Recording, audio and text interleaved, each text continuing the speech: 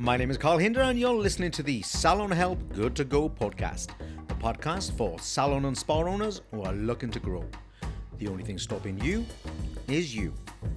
Welcome to episode 16, Salon Retailing.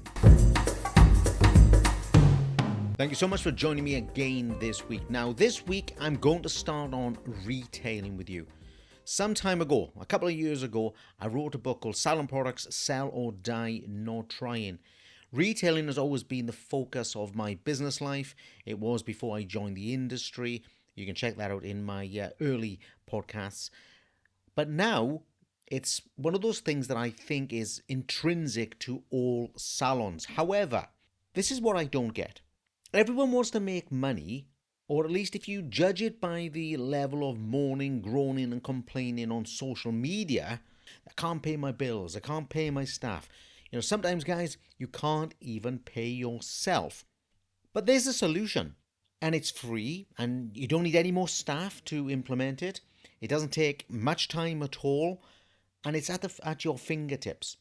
Now, if I was to, phone you up as a coach, if I was to get in contact with you and offer you a solution that said, look, I got a way where you can pay all of your bills and you'll need no extra staff and your profitability is really going to jump and your VAT, if you're VAT registered, is also going to be lowered a bit and it's free, wouldn't you jump at it?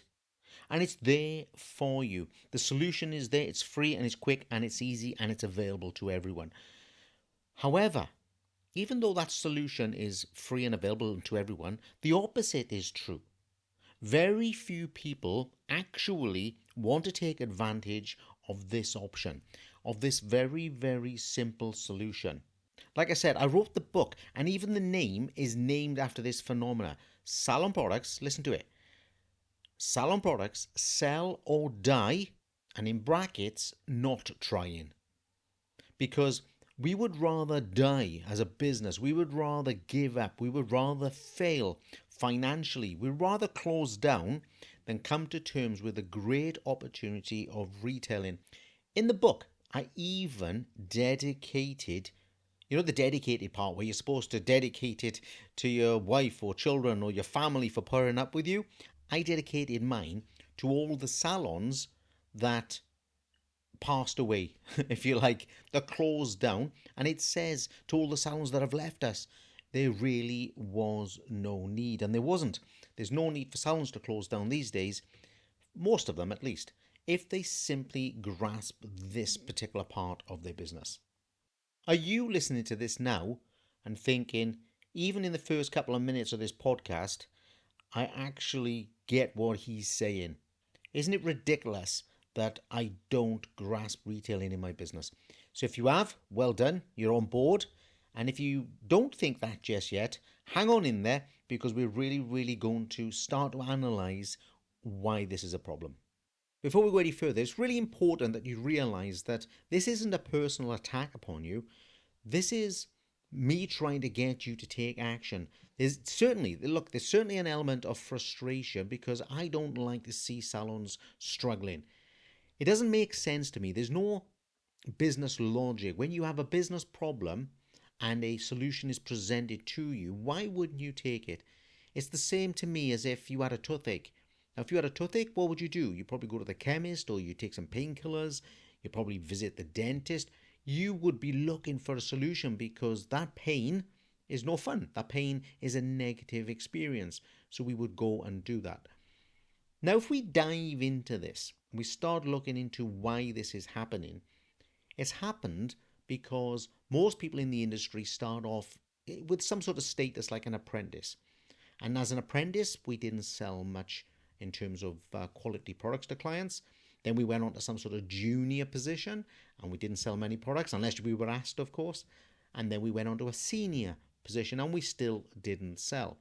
And our boss didn't ask us to sell, or if they did ask us, they weren't really that bothered because they kind of had the same problem as you had. They didn't believe in retailing. And now what's happened? You're the boss.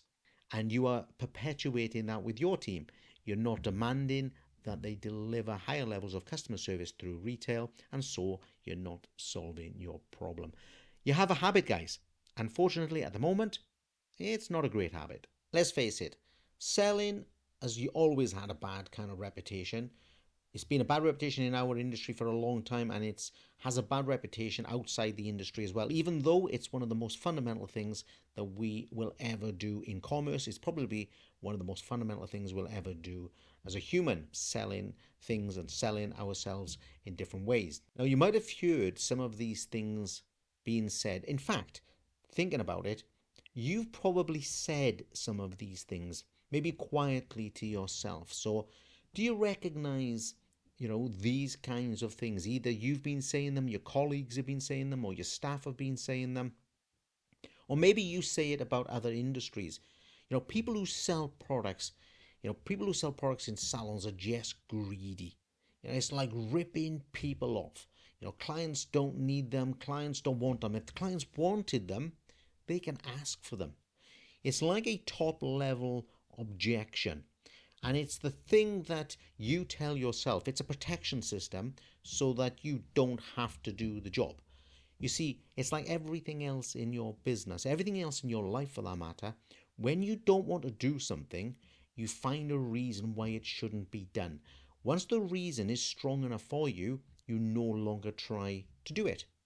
You want to test yourself. Maybe think about things like if you've ever tried to maybe say lose weight and you started losing weight and then something goes wrong. Maybe you get distracted and you'll say, "Oh, I can't lose weight at the moment. I got too much stress in my life. I'll wait until I finish my exams. I'll wait until I don't know the family have grown up. I'll wait until I change jobs." See, you get your excuse and then you don't have to look for the solution any longer. However, you might be on the next level of objection. Now, you really will have heard these sorts of things. The clients don't want them. The clients can't afford them. The clients don't have enough money, or the products are too expensive, or they can get them cheaper. They get it cheaper in the supermarket, or they can get them on Amazon. All of these things are barriers to selling. But there is one thing that trumps them all. And that is the pushy excuse, the pushy objection. And it's the "I don't want to be pushy" objection that is related to everything else when you aren't very good at retailing in your business. The pushy objection is about protecting your feelings. It's not about protecting the client. You might think it is, you might want it to be, but it's not. It's about protecting your personal feelings. You're not making a business decision when you say, "I don't want to be pushy." You're not making a good business decision when you don't retail. What you're doing is protecting yourself from rejection. That's your biggest driver.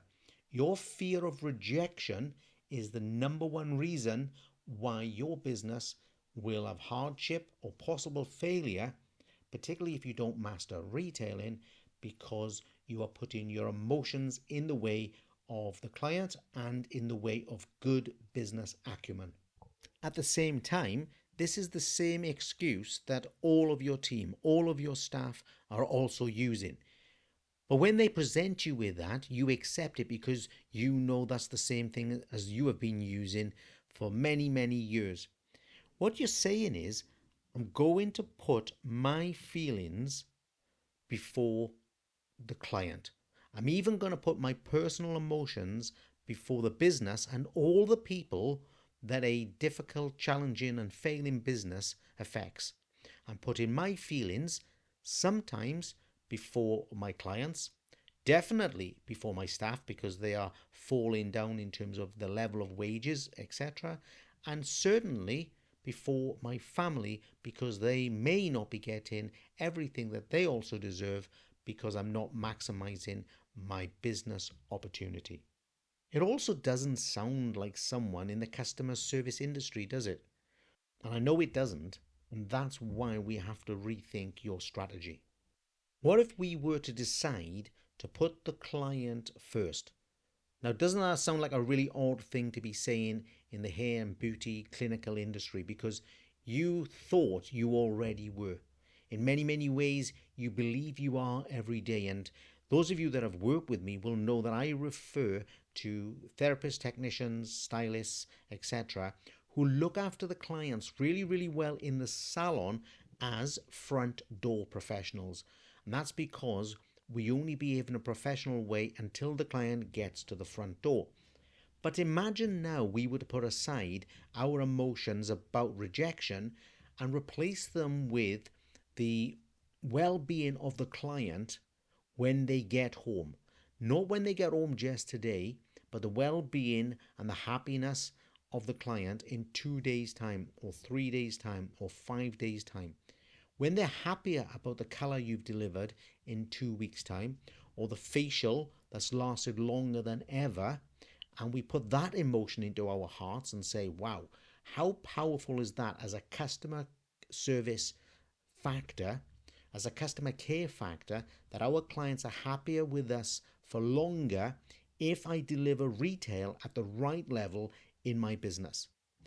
And then the proceeds of those sales enable me to have a better income for myself, benefits for my staff, and even my clients will benefit. So you get in the picture here. Once we put the client first and our emotions second or even last, when it comes to retailing, we will start to reap the benefits. And that's all for this week. Thank you for joining me on the Salon Help Good to Go podcast. Now, if retailing is one of the things that you now believe you should be focusing on, you can do many things. You can go into my show notes where you'll find links from my book, my audiobook, and my retail training course, or you can just reach out to me on info@salon-help.co.uk. Don't forget to leave me a review and tell everyone else in the salon and spa world that I'm here every Sunday evening trying to kickstart your week. Thank you for all your support, and I will see you on the next episode.